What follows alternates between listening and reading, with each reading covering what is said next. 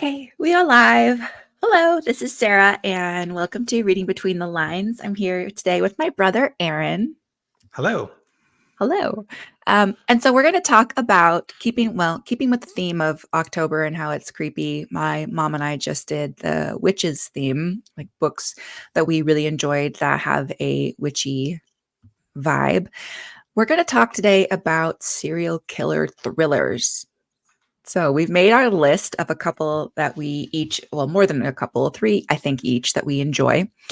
And I think you and I had talked about this briefly, but let's start off with talking about what defines a serial killer. Yeah. So one of my books is Red Dragon by Thomas Harris. And that's definitely a serial killer book. And it's the first book where we meet Hannibal Lecter, although only for a couple pages. So obviously serial killer. However, Thomas Harris wrote another book called Black Sunday. And I remember this being made into a movie like in 1978. And it was about these two people, kind of a Bonnie and Clyde. And they developed this thing that they were telling everybody was a new camera. And it was a sphere. And it looked like a golf ball and had all these holes in it. And they said, yeah, it's a 3D camera. And all the holes are for like looking at different, people got it. And so it turns out it was a gun that fired a bullet out of all of the holes. Thousands and thousands of bullets. So bang, and then everywhere. Their thing was to mount this new camera on the bottom of the Goodyear blimp and then kill everybody that they could at the Super Bowl. So, okay, is that an act of terrorism, or are these people serial killers and they just want to start off with the Big Bang? Another book. See, that one's tricky because I feel like that's terrorist. Yeah, and so it gets into that realm. I went to a used bookstore called Chapters yesterday in Dublin, and I spoke to a bookseller there, and I said, what serial killer books can you recommend? She recommended three. I'll talk about the other ones later, but I bought this one, Cause of Death by Patricia Cornwell, and I started reading it last night, and it turns out it's not a serial killer book. They think they're onto a serial killer, and then they realize they're onto somebody with a terrorist plot who wants to blow up a bunch of people. So this is conflicting. Yeah. It's also conflicting. Yeah. And then the third one is I picked up a book on Kindle not too long ago, and it was called The Locksmith. And it's apparently from some famous author who has a character who's a little bit like a kind of a Perry Mason, but it's like a guy in a wheelchair who's brilliant and he tends to his orchids, kind of a thing. Yeah. And they investigate. He's in Manhattan, and they're investigating this guy. And it turns out, I thought it was a serial killer book, and it turns out this locksmith dude, that's his hobby. And his thing is he likes YouTube influencers, and he watches them, and he breaks into their apartments and he moves stuff around, and that's it. That's all he does. He just terrorizes them. Like one girl is a doll collector, so he breaks into her house, and she's there. She's sleeping in her little bed, all snoozing with her favorite, Raggedy Ann doll or whatever. He gets like the biggest, most childlike doll in the house, puts a kitchen table chair next to her bed, plops the doll in the chair, looking at the woman sleeping. And then he goes into the kitchen and drinks a glass of milk and eats a cookie on a plate, puts it next to her bedside table there. And then he goes into the kitchen and he finds the knife block, and he takes out the biggest knife and he just steals it. And then he goes into the bathroom and he closes the shower curtain to make it, like Psycho. And then on his way out down the hallway towards her apartment front door, he closes the closet door that was next to the front door. So when Okay. she wakes up, she's totally freaked out. She looks in the kitchen. She sees the empty slot from the knife block. She sees the doll next to her and she freaks out, and then the cookie and stuff. And then she gets up and she goes into the bathroom, but she doesn't want to go out past the bathroom because she thinks, there could be somebody behind. Anyway, but that's all the guy does is he's a serial enterer and Right. rearranger. Well, I I mean, that's still super creepy. It's a So serial something, but it's kind it's of, I guess, are we going to see? Here's the thing. If we define a serial killer as somebody who's responsible for multiple murders, multiple yeah, homicides, then, yeah. the terrorism could be similarly linked in I that think so. It can definition. be. It absolutely could be. I think that it's its own like branch of the tree because it Yeah. also has other characteristics and profiling um that it leads to. Because I think there are some now we're talking about terrorists, but there are some terrorists, of course, who are this is like a suicide thing for them. Right. But the goal being murder. So I guess Mass, yes. one of the books I was gonna do was Jar City, Hmm. um, which is an Icelandic book, and it turns out to be about a serial rapist. So not really, but there are murderers that have to Yeah, do with the rape. So it's like okay. So I guess rape and breaking and entering are technically not murderers, so not serial killers, even though they have a well, there are serial. serial rapists though, so Yeah. that's a Okay. thing. Right. So the I was serial gonna part is say the repetitive part, I guess. the repetitive part. I so some of my as usual, like when we pick a theme, I like to choose three that this is three. No, sorry. I'm holding up four fingers. See? Three fingers. I Yeah. like to choose three books that are wildly different just to Mm, show how vast these genres can really be. okay. Um, so but here's what I would say. Like, I also have that honorable mention, which we'll talk about, and you do too later on. But I have a podcast that's like a true crime podcast that I wanted to mention Yeah. that I have recently binged listened to. Is that a thing? Binge listening? Sure. Yeah. Um, You can binge a podcast. That's easy. yeah, I did. I was on an airplane for like 8 hours, and that's this. I That's what decided it you would be a did. good idea to All just right. listen to serial killer podcasts. Anyway, Wow. I Good found trip. one that, right? Huh. Oh, why would Other I do that other to people myself? just make sourdough and punch the crap out of the bread. Yeah, that's one way. What I have learned from binge listening to the FBI profilers, which we'll talk about in a second, Yeah. that there are different types of serial killers. They all tend to be psychopaths, and they all usually have quite an ego. They have no empathy for their victims or for anyone really, only for themselves. But they also really gravitate to that the glorified attention that they get. Now Oh, that might not always be true, but that seems to be for men and women, not it's like just for men. trolling, but turned up a lot of notches. Yeah. Like, Um well, it's a kind of um, narcissism, I guess, because narcissists 100%. Yes. they have a need to control others and they get power out of making you feel something. Yes, yes, yes. And other things. So anyway, why don't you start with your first book and we'll just alternate. Sure. Okay. So let's see. What have I got here? I'm looking at my list here. Okay. The Snowman by Jo Nesbo, a Norwegian author. It was originally published by Um, Aschehoug and Company in 2007. The Very novel's good. I would not have pronounced that that way. yeah, the novel's English translation was published by Vintage Books in 2010. It's considered Scandi noir in it's a dark police procedural. This is the Yeah. seventh book in the series of the detective who has an unfortunate name. I think it's in Norwegian. His name is Harry Hule, but What? it if you write it, it looks like his name is Harry Hole.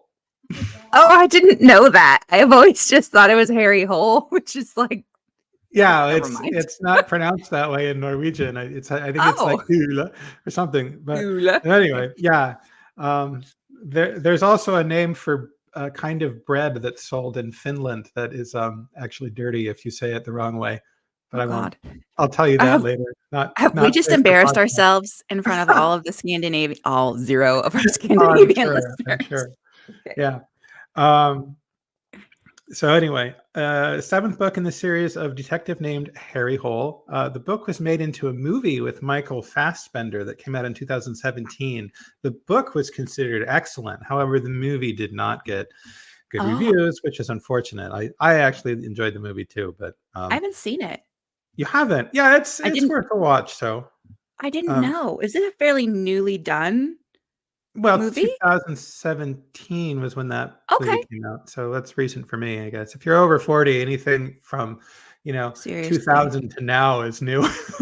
Yeah, truth. Uh, okay, so Harry is investigating a string of murders around Oslo, and he realizes that he may be onto Norway's first serial killer because people in Mhm. Norway are nice and they don't do that.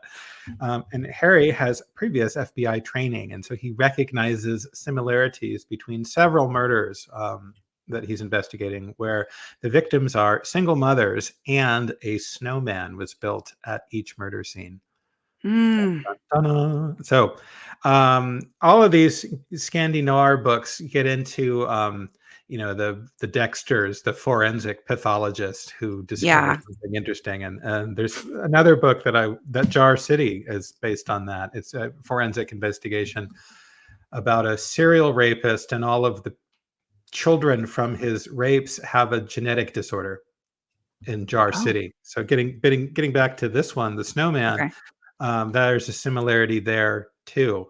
Um, so the forensic investigation in the Snowman reveals more clues. The fathers of the single mother's children are not who people think they are. The children end up being the result of an extramarital affair in all of these cases, and they know that because they all have the same hereditary illness. So they think they was the same person who did the fathering of these women who were eventually killed. So that leads them on one track. And that's quite similar to the plot of Jar City by uh, oh gosh, Arnaldur Indriðsson. Wow. Arnaldur Indriðsson. Yeah, so Icelandic name there. But anyway, so I don't know if these people like read each other's books and they borrow bits or not, but that's kind of interesting. The same Yeah, that's hard to genetic keep them disorder. apart. So, Yeah. but so let me go back a second. So in this case, I'm the fathers Sorry, of I've the been single. confusing with two different That's Scandinavian okay. books. In this one, the snowman, the Yeah. fathers of the single mother's children are not okay. They're So, extramarital affairs in the case of the Snowman, and then they're children of rape in Jar City. But but each time the father had a genetic disorder that the children ended up with. so that's weird too, because how would this serial killer know that information? You're very smart. I don't want to give anything about the book Okay, away. yeah. But yeah, Um. good on you. Good for guessing that. Cough. So Okay. I don't want to give it away, but yeah. Okay. Okay. So, well, it's a little bit like Dexter. How does Dexter find his victims? He works at the police forensic lab, and he looks at or the other one that I'm doing. What is it? Uh, Red Dragon. The guy works not at a forensic pathologist, but he's a photo developer, and so he looks at families that send in their pictures, and he picks a Oh nice God. family from his customers. So anyway, Ugh. yeah. So that's another similarity that's interesting between some of these serial killer books is Do the you did you like this book? I mean, The Snowman. oh How did yeah, you? yeah. I thought Yeah. the writing was really well, and gosh, it sure did have a lot of twists and turns and plot moves and stuff, and like you're on to this one plot, and then somebody says what you just said, and then they go in the other direction, looking at another avenue. So yeah, it's quite good. And the book got really good reviews as well. I'm gonna mention something here just about Jo Nesbo. I have enjoyed his writing. However, I'm starting to realize that I don't know if this is him specifically or if this is like, again, we're going to insult all the Scandinavian people. If this is a Scandinavian thing, but there tends to be a thread of like racism throughout some of these books that he's Oh, written. Have you okay. noticed that? In racism against whom? Like for Black people, like again, there's some Okay. N-word is sometimes used, things like that. Yeah, and I think like Harry's daughter is like pregnant by somebody who's a drug user or something. Yeah, I think so. I kind of ignored that if I read through it. It's a Yeah. little bit like I read let's see, Death on the Nile by Agatha Christie. And I bought the newest version of it, Oh, the right. cover, Hmm. and then I listened to it on audiobook at the same time, narrated by David Suchet. And the book that I was reading was published in 2023, and the book that I listened to was published in 1939. Hmm. And they mentioned things like instead of saying a black face appeared around the door, they'll say a steward appeared around the door. So they've kind of Oh, woke washed it a little bit, and they've yeah. and excuse me. There's another scene where they're out traveling, and these kids in Egypt are pretending to be King Tut and walk like an Egyptian and hoping to get some coins from the travelers.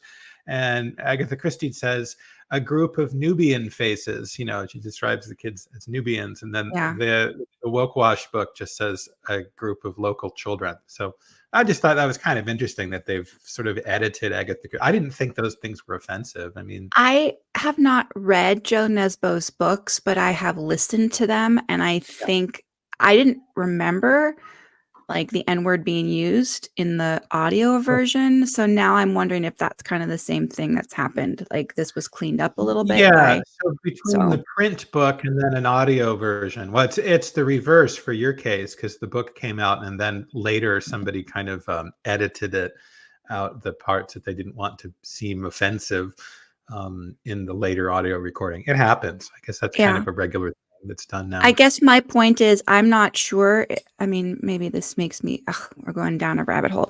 I don't know if this makes me seem extremely ignorant and this is the writer, or if that was just clever writing because this character is racist. I don't know. Anyway, um, I do Um, like the Joe's only work. thing I got out of I'm reading two. I've read this one and another one actually. The first Harry Hole novel. Hmm. Sometimes the Scandi noir books have a slow burn. It takes them a little Yeah. while to get into it, but that's kind of just cozy. You're in your hygge environment with your warm blanket and your candles and your cup of coffee on your couch reading books, and so you don't Yeah. mind the slow burn. You're having a cozy moment. But no, that's interesting. That's something I'll look out for. It didn't smack me as overtly racist when I Okay. read it, but I anyway. I forget the name of the book that I read where I or listened to where this was the thing that came up. It was the one where he's in Australia. Do you remember? Do you know which one that is? The Oh, Bat. It's The Bat by Jo Nesbo. okay. Yeah. And there's, with there's Aboriginals in Australia, and so this is where that was coming into play Yeah, in that's that been a story. problem in Australia for a really long time. Yeah. Yeah. Speaking of that kind of a book, in the sense of a book about a place where racism has happened, or Mhm. anyway. Prevalent. Um, yeah, the ladies' number one detective agency, Andrew Yeah. McCall Smith, Yes. Alexander McCall Smith. I Yeah. really liked his books because he portrayed these people from Zimbabwe as normal people like you and me who have kids that want to go to school and they want their businesses to be successful. And so Yes. he he could be accused of ignoring things like, AIDS and crime and that kind of stuff. But I went to a book signing with him and he spoke and he was a fantastic storyteller. And he Yeah. said, yeah, I know. I'm trying to display these people in a light that makes them accessible to everybody. and to see Yeah. that they're just like us. So, and he's talking about Africans in Zimbabwe, and you realize it could be ma and pa store owners in downtown Los Altos. Oh yeah, mechanics and dry Right. cleaners and yeah. Yeah, exactly. And there's rich families and poor families in the neighborhood, but it doesn't really matter that those rich people are Indian or the poor people or Yeah. I don't know, Pakistani or whatever. They're just people. It Well, adds okay. flavor, but yeah. I I really and I enjoy his I was thinking about going back to reading some of his books as well. I wanna jump to my next book, which is also Scandi Noir. Yeah. So, because is that your only Scandi Noir book that you're talking about today? Yeah, I was gonna do Jar City by Right. Aaron Indrison, but then I realized it wasn't a serial killer book, it was a serial rapist book Okay. with murders in it. People get raped, So I mean, and then the murderer sorry, never mind. Go ahead. it's okay. Okay, so the one that I was and I can't pronounce this wonderful author's name. The book is called The Chestnut Man, and it's by Søren Sveistrup, and I didn't realize that this book is really horror. It's definitely classified as horror. It's a thriller too, and it's a police procedural, and it's Scandi noir, but it is horror for Yeah, sure. it's funny over here in Ireland, if you go to the bookstore, um, they don't have a mystery section. They call it the crime section. Yeah. And then I was asking this bookseller where would I find Thomas Harris, a Red Dragon, and she goes, "Oh, over here," and it's actually in um, horror crime, which is another category. It was like in a Horror different pile crime. altogether. And next to it, they had Dean Koontz books, and I never thought of Dean Koontz as being a horror writer, but he's It's more like categorized as that. paranormal. Yeah, it's like Odd Thomas. It's not a horror novel, but it's not, or Lightning. But some of his Dean Koontz stuff is in the horror crime section, which is Just weird. for Next, anyone listening who is newish, I am based in California, but my brother is in Dublin, Ireland, and so, when he's shopping for books, he's over there in the UK. So, yeah. Okay, so The Chestnut Man, very much horror, and I did not realize this, and I would not recommend this for anyone. Here we are recommending great books, and it is a good book, but this is definitely very triggering. This book traumatized me quite a bit because I wasn't fully prepared for what I was that's getting my into. third book. I couldn't finish it, so Oh, yeah, I know really? what you. I know. This was from September 3rd, 2019 by Harper. It is a chunk. It is 519 pages of horror. So, Oof. yay for that if that's your thing. This is a very gripping psychological thriller set in Copenhagen. Copenhagen? Oh, Copenhagen. Copenhagen. Yeah. Copenhagen. So I Denmark. won't pronounce it in Danish because my Danish isn't very good. But This story begins with the discovery of a brutal murder. A woman is found dead. One of her hands is missing, and then a small little figurine has been set up next to her, made out of a chestnut, and then and matchsticks. So like a little dude has been made, and is put next to her. So we have a female detective and a male detective, and so they have very different backgrounds and personalities. And I think the book also kind of really goes into like their lifestyle as well, just as who they are as people and how this type of crime affects them psychologically. Um, mm, that's they good when you get that description because that's really the show not tell. Like you get these books and everybody's hard boiled and they can take it, but Not at all. you're Yeah. dealing with horrible things happening to people, and it needs to be shown that the detective has feelings too and is can be shocked by things. So That really comes up in the podcast that I was talking about, the FBI profilers, because of the two hosts, it's actually a male and a female who worked together in the past. And the male does get very heated at specific types of themes of cases that he's worked on. yeah. And uh, anyway, so I mean, clearly these have all affected him. It's true. It's true to this fictional book. These detectives are very much riled up by what's going on. Basically, the book goes on where there is a cold case that is kind of linked to these killings, where the daughter of a prominent politician who disappeared a year ago was just presumed dead. But they realize that like there's more of a political thing happening here, and maybe the serial killer is in the government. Who knows? It's very, very, very fast paced. This is deeply haunting. If you can think of a trigger that upsets you, it's in this book. Oh Not dear. even kidding. There's pedophilia. There is all kinds of really horrible things that happen. So anyway, though, well written. If you really like Scandi noir and you really want something that's deeply gripping and written to the point where like you feel for these characters, but also you are gonna be sick to your stomach with what's happening in the book, then this is the book for you.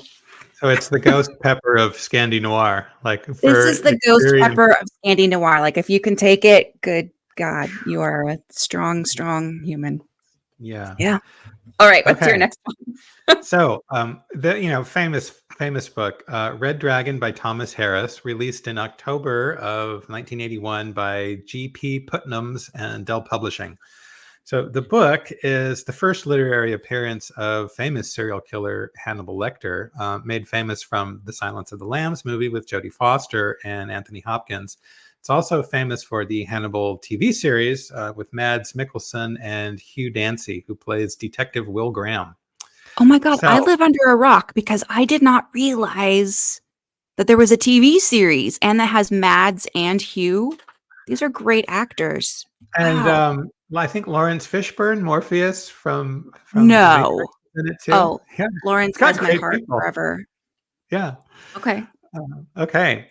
So this book also inspired two movies, Manhunter in 1986, and then there's a film called Red Dragon in 2002 with Ed Norton and Ralph Fiennes. So Voldemort plays the murderer, the serial killer in this 2002 book. Of course film. He does. Okay.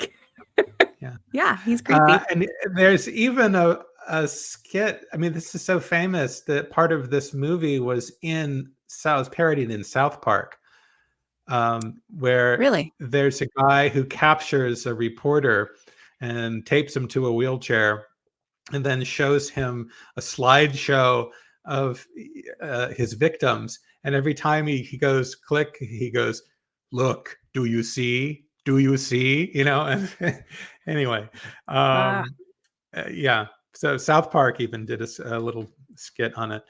So Ralph Fiennes, a serial killer dubbed the Tooth Fairy, is a production chief in a St. Louis film processing lab. His name is Francis Dollarhide, and he is obsessed with a William Blake painting called The Great Red Dragon and the Woman Clothed in Sun. And this is a real painting. Yeah, real painting. Real painting. And his thing is that he murders families and poses the victims in the house after. He believes that murdering people will allow him to become the Red Dragon. So the serial killer Dollarhide has dentures from cleft palate surgery when he was a kid. And so he bites his victims while pretending to be a dragon. And the bite marks make the newspapers call him the Tooth Fairy, also because he comes at night like the Tooth Fairy would, and then, chomp. So he hates this one reporter from the National Tattler tabloid who nicknamed him the Tooth Fairy. And so he gets some revenge later in the book. But so anyway, in this book, Will Graham is the detective, and he visits Hannibal Lecter in prison to ask Hannibal questions about the motive for this other serial killer. So like Hannibal's a psychologist, and he knows serial killers because he is one. So that's kind of the same thing about Jodie Foster's character going to see Hannibal Lecter in Silence of the Lambs, getting information. It's the same kind of mirror there. And then I also mentioned Thomas Harris was famous for writing this book called Black Sunday about killing people at the Super Bowl. So it's a good book. Lecter only appears for a few pages in the book, but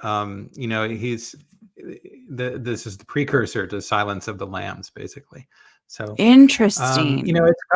it's got a good pace, and the way it's written is Will Graham's point of view and then Dollarhide's point of view. Mm. And so they get closer and closer to each other. So I kind It's of like that interesting. perspective shift. It's interesting too because you already know who the killer is from the very start, Yeah. right? Yeah. Which is Yeah. very different And in any of you the books see that I'm what talking he's about. doing. Yeah, you see how he leaves clues for the detectives, and then you see the detectives picking up the clues. And so there's this, um, I guess you could say, tension, because there's two characters who sort of they're at different paths, but there's conflict involved because the serial killer wants to continue killing, and that's a conflict for the detective who wants to make him stop. And anyway, Yeah. so that Wow. tension where two characters kind of at cross purposes works really well, and also the perspective change is done really well. Is this It's the almost like, first Go ahead. oh, sorry, yeah, I think I don't think it's his first novel, but it's the first sort of serial killer Hannibal Lecter series in it. I wonder, I mean, because Hannibal Lecter, I hate this is weird to say, is such a great character because he's so Oh, sure he is. polarizing.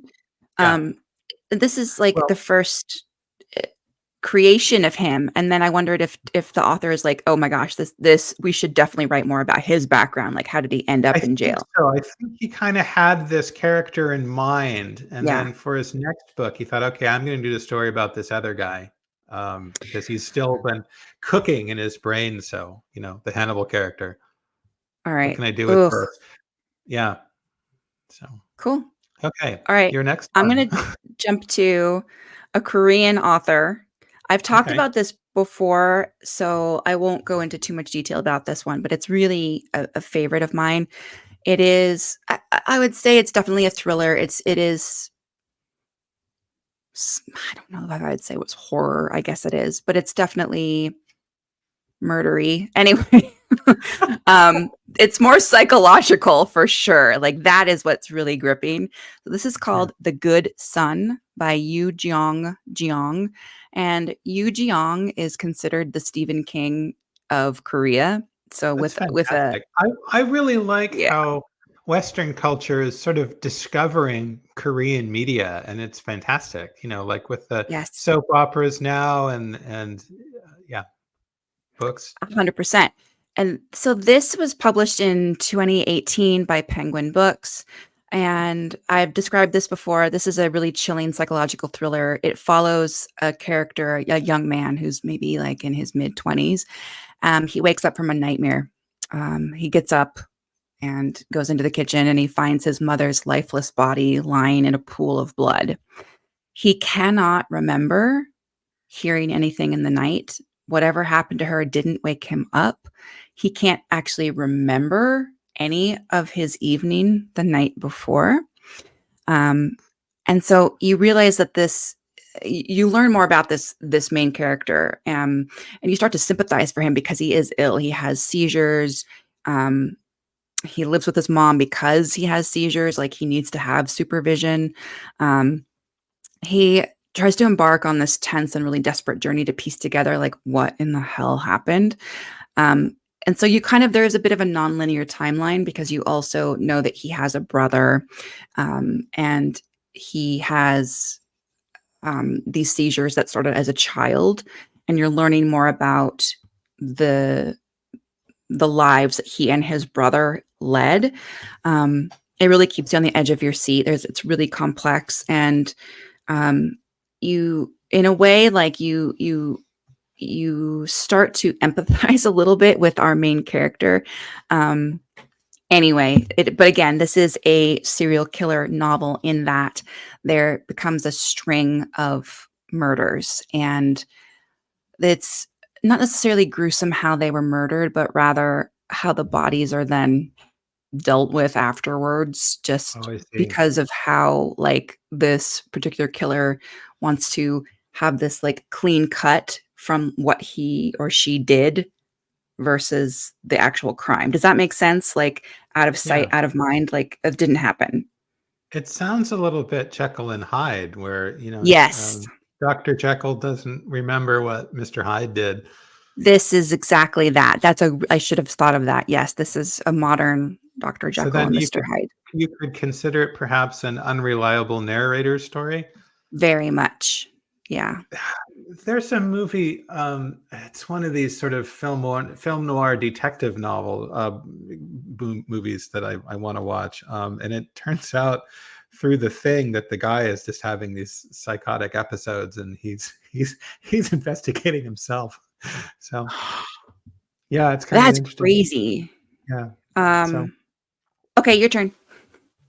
okay, so this next book is actually a biography book. It's not a novel, Yeah. but this is also the one that I thought I was really excited to read it. This is a really interesting character, and then I started reading it, and I got shivers and thought, this is disgusting.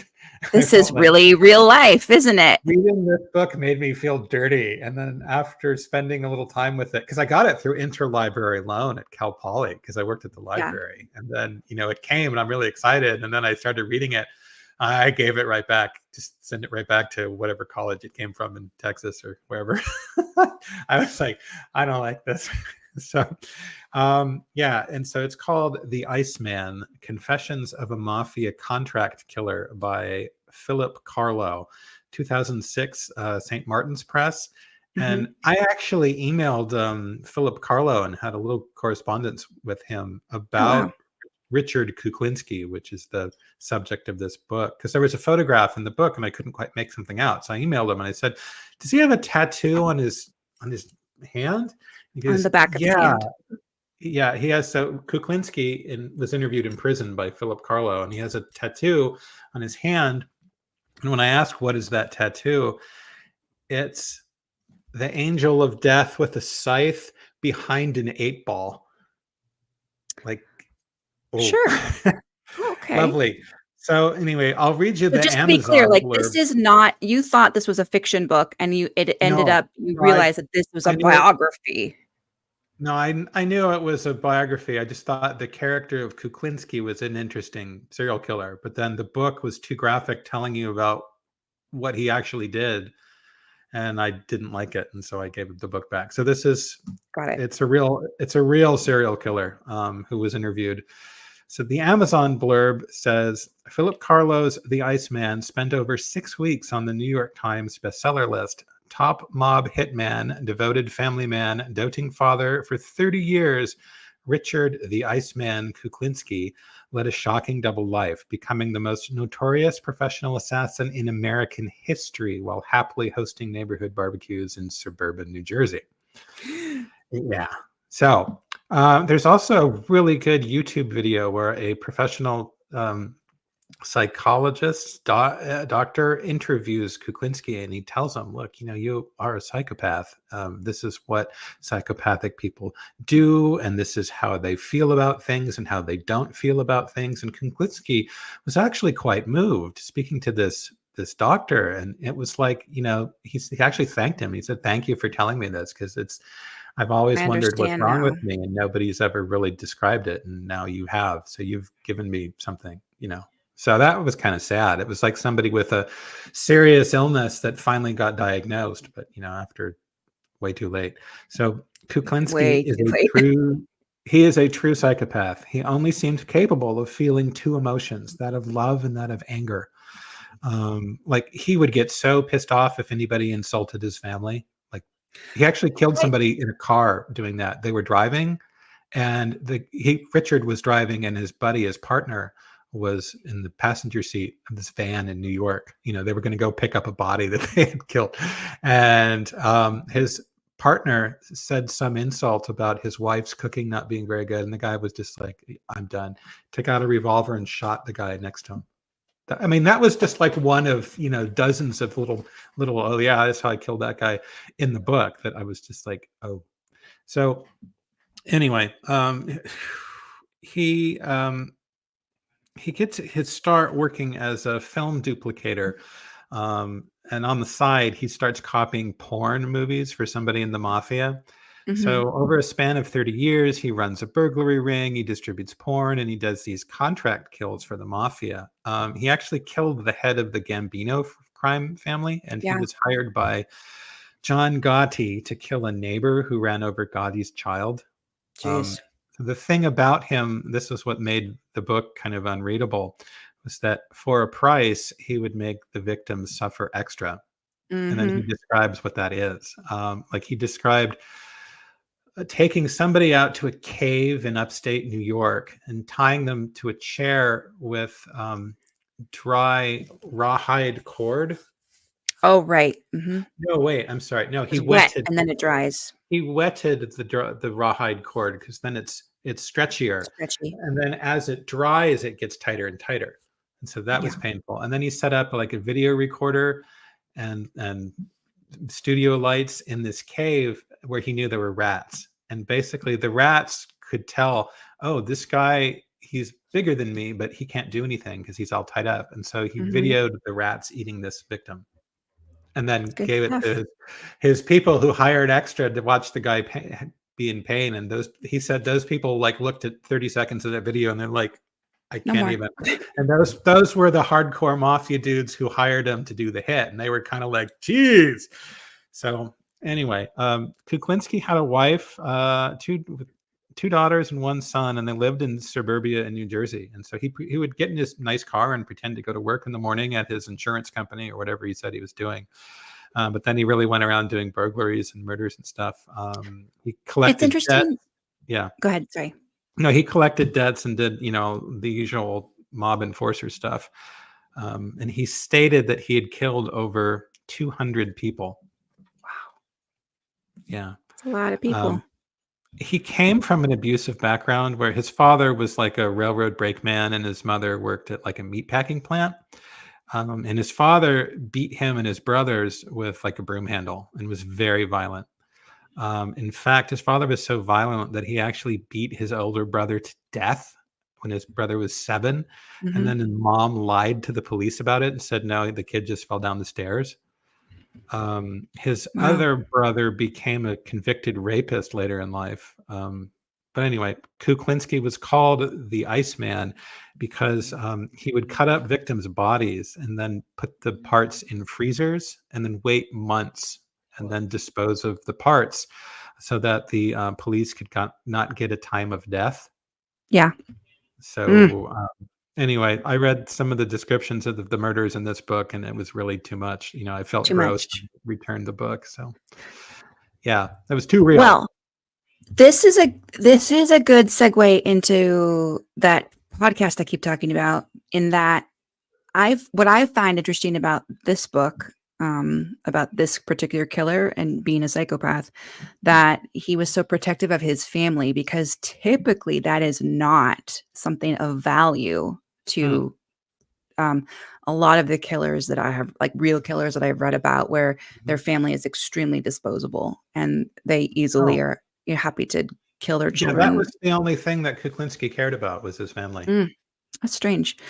Okay, so just to go back to talking about that podcast that I really like, apparently, Sure. FBI Profilers. It's with Jim Clementi and Kathy Canning Mello. This is from Audible, so I think you have to be a subscriber to, or have an Audible subscription, but it's free with your subscription. And they're both former FBI profilers. They spent over a decade in the FBI's Behavioral Analysis Unit, BAU, and they analyzed and consulted on really violent and also sexual crimes throughout the U.S. And then by studying the victimology and identifying the patterns in the offender behavior, this really helped them to track down suspects and understand those motivations that they all had. They also worked together quite a bit on when children go missing. You have to work very, very quickly because the first 24 hours are the most critical. And so the FBI is usually alerted right away, and they would, both Jim and Kathy would literally that was their job, to jump on a plane and get to where this has taken place to help the local police with finding these children.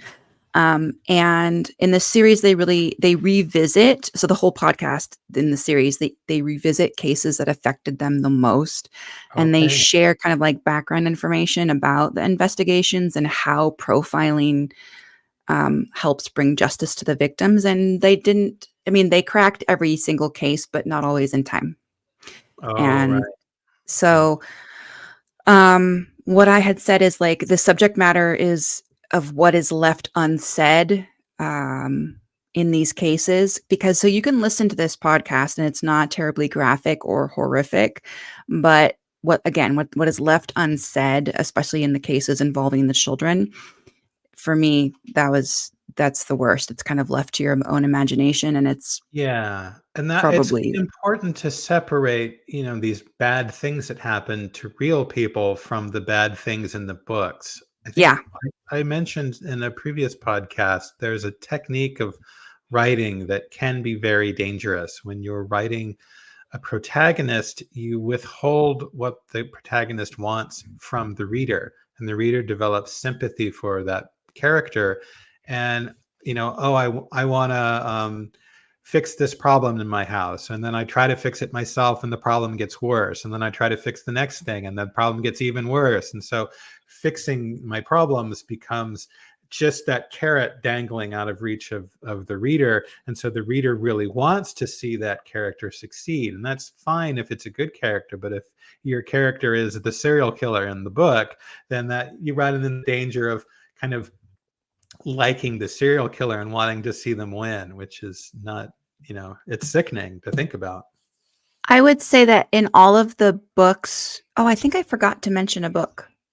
I did. I forgot to mention a book review. Sorry. But anyway, I what I found about this podcast as well was interesting is that because it seems like with most of the books I feel like that we've talked about today, it was a male protagonist. Oh yeah. Um, but there are in real life, there are women absolutely who are serial killers. Mm. And it's interesting from this podcast that I learned that these particular women have their own kind of profiles. There are specific types of women psychopaths that are big clues when a child goes missing or when there is a Oh, suspicious murder, okay. and there is a woman suspect that she typically will fall into a specific category of serial killer. Yeah. Um, did you do your last book? Did you talk about three? Well, that was my three there. Yeah. Okay, I screwed up. That's okay. That's okay. Is the woman's name Irene Wernos, who is the subject of the movie Monster? I think so. Yes, with Yeah, Charlize. Charlize Theron played her. Yeah. Yeah, there are female serial killers, and so Um, the last book that I'll be quick about this one. The last book that is a fictional book that I read recently. I bring this one up because we've talked about Scandi noir. We've talked about like a psychological thriller where the protagonist is an unreliable narrator.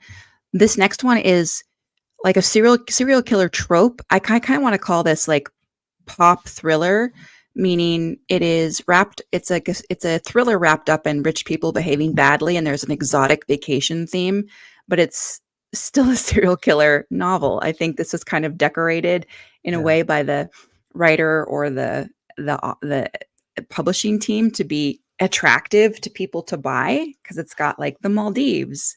Well, and it's like Dexter in Florida and his boat, racing around, and you want Dexter to win, but he's really not, a good guy if you think about what he's doing. Now, this book is called Bad Tourists by Caro Carver, and it was published in this year in July by Simon and Schuster. And this is basically starts out with you're meeting like three women best friends. They're going to escape after this like post divorce for one of the characters.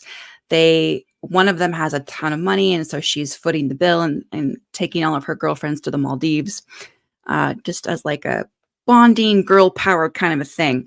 What's interesting is that we learn that all three of these women have been thrown together from a past mass murder where they are all either like a spouse or a sibling of one of the people murdered in this mass murder, this horrible thing that happened.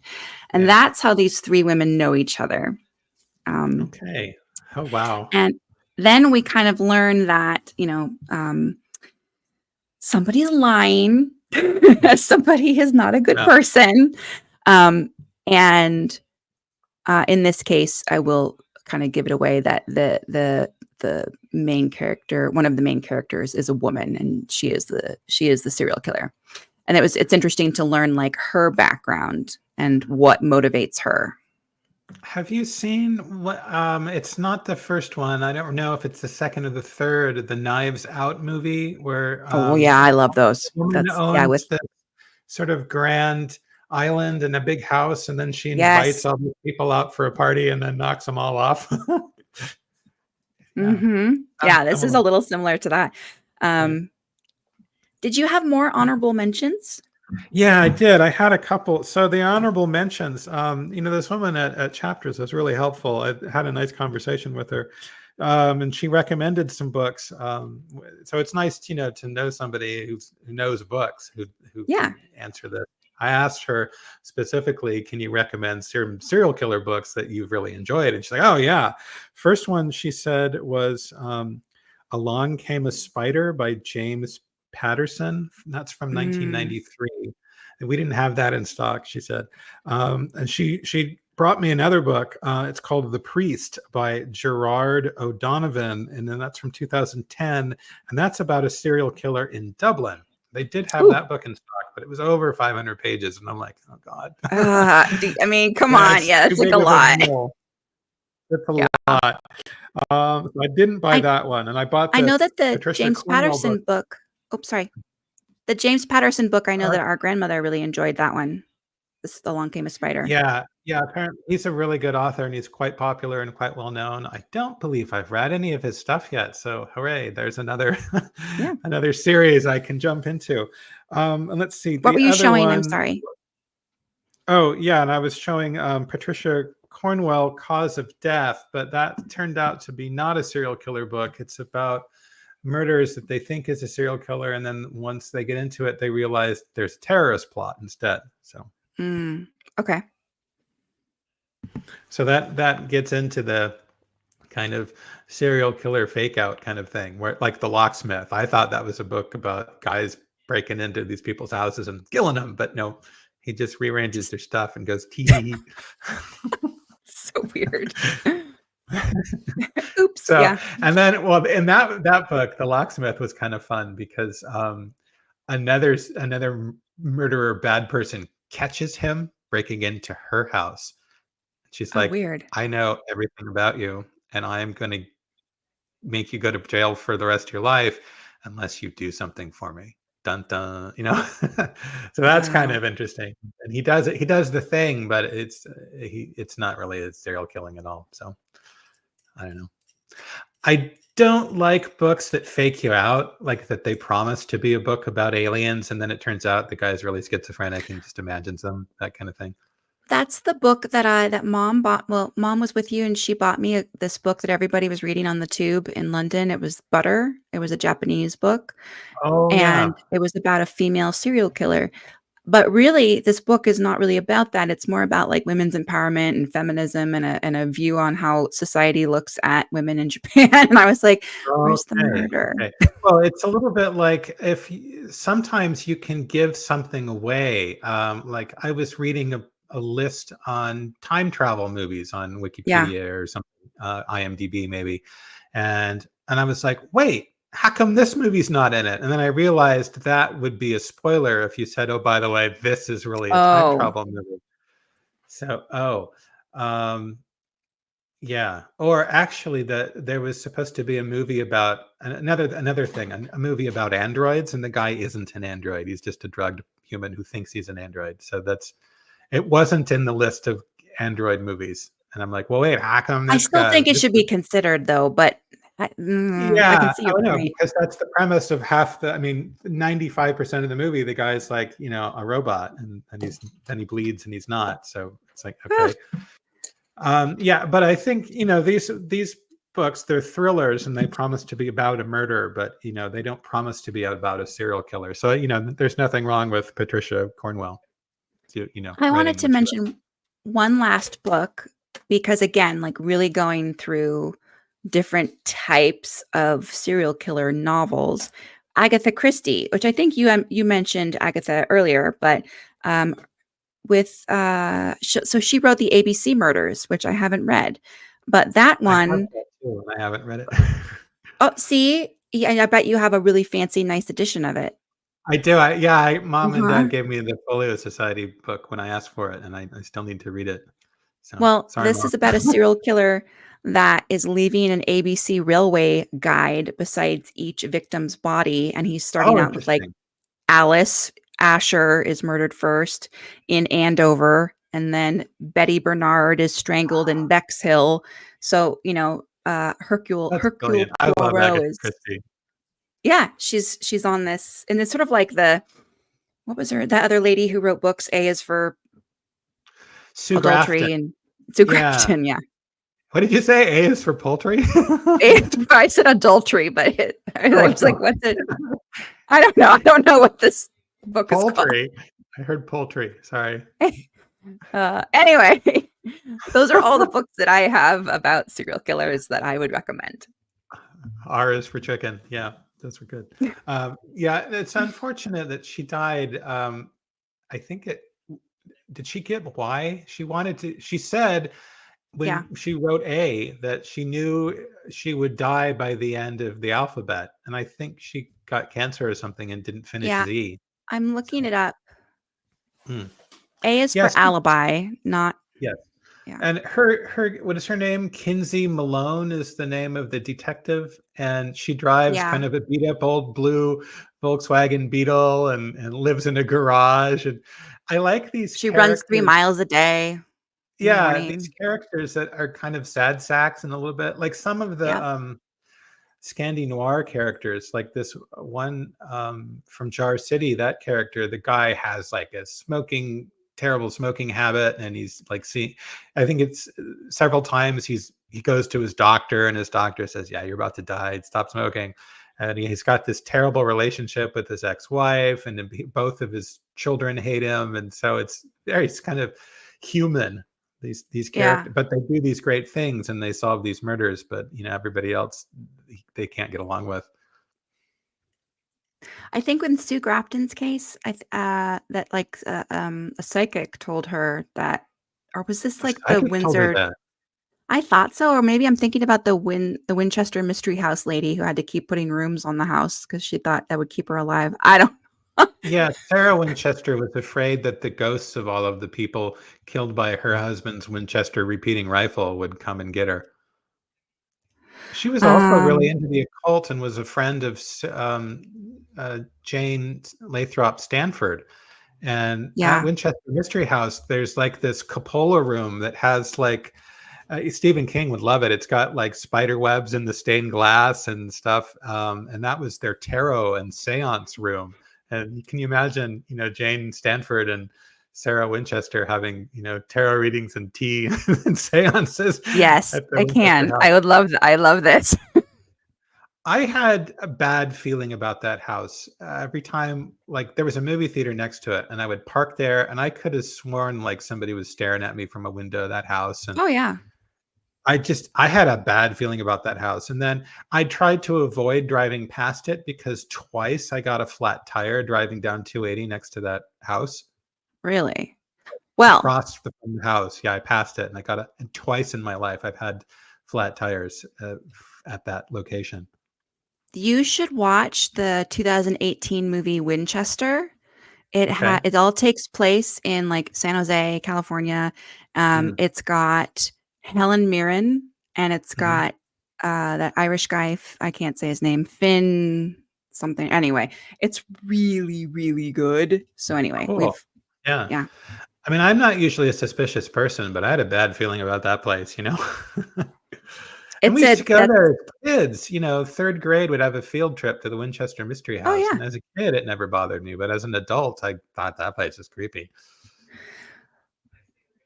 There you go. Mm, I know. I've I never agree. been, so I have never been there, but Right, right.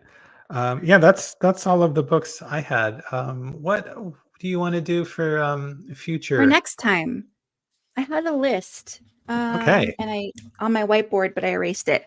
I think that's not helpful. What were we gonna do? I think so we've done time travel. We've talked about sci-fi in general.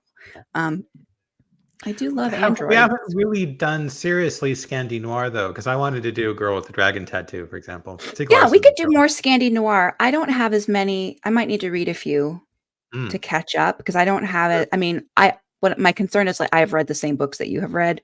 All right. Um, Okay. and so that's not helpful. So I'll have to come up with Mm. something else. But um, actually that's not true. I have two that I'm just now thinking of that were really good that are Scandi Noir that I could talk about.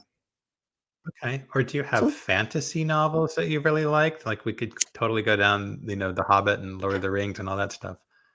The Elf I Stones of Shannara, Terry Brooks, that kind of thing. we could. That would be a lot lighter from this other theme, like from the murder theme. Yeah, let's do fantasy because that might be a little bit easier and faster for us to do next. And we never did Okay. our Very good. devil is a good guy theme, but someday. Oh gosh, yeah, that's right. Um, He's misunderstood. Like the Lucifer misunderstood. TV show, that was fantastic. Yeah. Let's do fantasy next time. Okay, That sound okay? great. Looking forward to it. Cool. All right. So Okay, thanks everybody for joining us today, Aaron. Thank you. And we appreciate you. If you've read any of the books that we've talked about or you're inclined to pick one up, let us know. We'd love to hear your thoughts about it. And we'll see you next time. cheers.